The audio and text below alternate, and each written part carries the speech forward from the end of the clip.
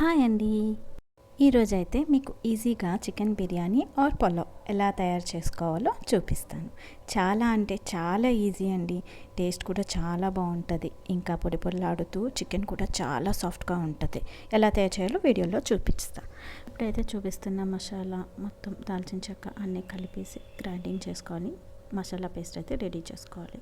తర్వాత చికెన్ని శుభ్రంగా కడుక్కొని ఉప్పు, కారం, పసుపు ముందుగా ప్రిపేర్ చేసుకున్న మసాలా పేస్ట్, గరం మసాలా ఇంకా అన్నీ వేసుకొని మొక్కకి గట్టిగా పట్టేటట్టుగా గట్టిగా కలుపుకోవాలి. పెరుగు కూడా వేసుకోవాలి. నేనైతే 3 టేబుల్ స్పూన్స్ పెరుగు అయితే కలుపుకున్నానండి. మీ ఇష్టం, మీరెంతైనా మీ చికెన్ క్వాంటిటీకి తగ్గట్టు మీరు వేసుకోవచ్చు. బాగా ముక్కకైతే పట్టేటట్టుగా బాగా కలుపుకోవాలంటే చాలాసేపు కలుపుకోవాలి. మొత్తం అదంతా చికెన్కి బాగా కలవాలి. కలిస్తే అప్పుడు మనం కుక్ అయిన తర్వాత టేస్ట్ కూడా బాగుంటుంది.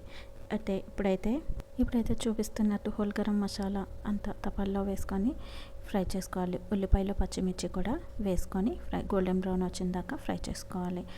అయితే ఇందాక చికెన్ 1 అవర్ అయితే ఫ్రిడ్జ్లో ఉంచేసుకోవాలండి మ్యాగ్నేషన్ కోసం. అప్పుడే ఇంకా టేస్టీగా ఉంటుంది. ముక్క కూడా చాలా సాఫ్ట్ అవుతుంది.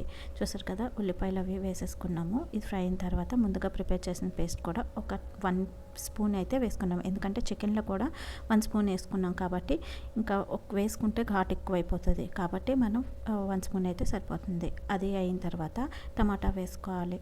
టమాటా కొంచెం సాఫ్ట్ అవ్వాలండి, ఫుల్గా కాదు, 50% సాఫ్ట్ అయితే సరిపోతుంది.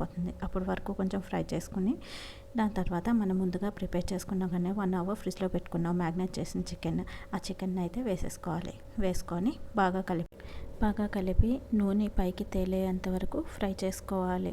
ఫ్రై చేసుకుంటేనే బాగుంటుంది. 50% కుక్ అయితే సరిపోతుందండి చికెన్. ఇక్కడ చూసారు కదా, చికెన్ అయితే 50% కుక్ అయిపోయింది. అయిన తర్వాత ముందుగా మనం కడుక్కొని ఉంచుకున్న రైస్ని దీంట్లోకి అయితే వేసుకోవాలి. రైస్ని అయితే బాగా కలపకూడదండి ఎక్కువసేపు, జస్ట్ 1 నిమిషం కలిపేసిన తర్వాత దాని తర్వాత అయితే మనము వాటర్ వేసేసుకోవాలండి. లేకపోతే రైస్ ఆల్రెడీ మనం కడుక్కొని ఉంచుకుంటాం కాబట్టి అవి రైస్ ఎక్కువసేపు కలిపితే ఏమవుతుందంటే ముక్కలు అయిపోతాయి రైస్. సో మీకు బిర్యానీలోకి ఇంకంత బాగోదు. అందుకనేసి ఎక్కువసేపు ఫ్రై చేయకూడదు. చికెన్తో పాటు కొంచెం జస్ట్ మామూలుగా కలిపేసిన తర్వాత వాటర్ అయితే వేసేసుకోవాలి.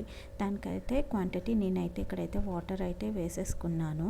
వేసేసి టేస్ట్ చూసి ఉప్పు సరిపోయిందా లేదా, కారం సరిపోయిందా లేదా చూసుకొని దానికి మళ్ళీ నాకైతే ఉప్పు సరిపోలేదు.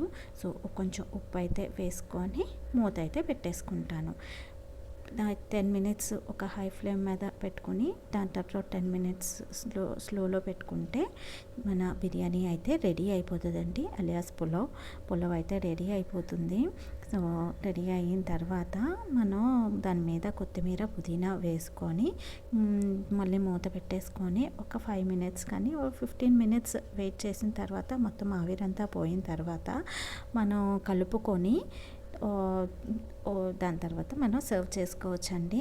ఇక్కడైతే చూసారు కదా, నాకైతే చికెన్ చాలా సాఫ్ట్ వచ్చింది. ఎందుకంటే నేను 1 అవర్ పైన మ్యాగ్నేట్ చేసుకొని ఫ్రిడ్జ్లో అయితే పెట్టుకున్నాను. రైస్ కూడా చాలా పొడిగా ఉంది.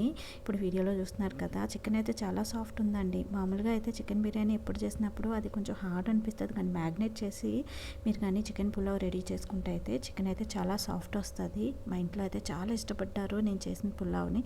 ఓకే అండి, మీరు కూడాను ట్రై చేసి మీకు ఎలా వచ్చిందో నాకు కమెంట్ చేయండి. Okay friends, thank you for watching. Bye.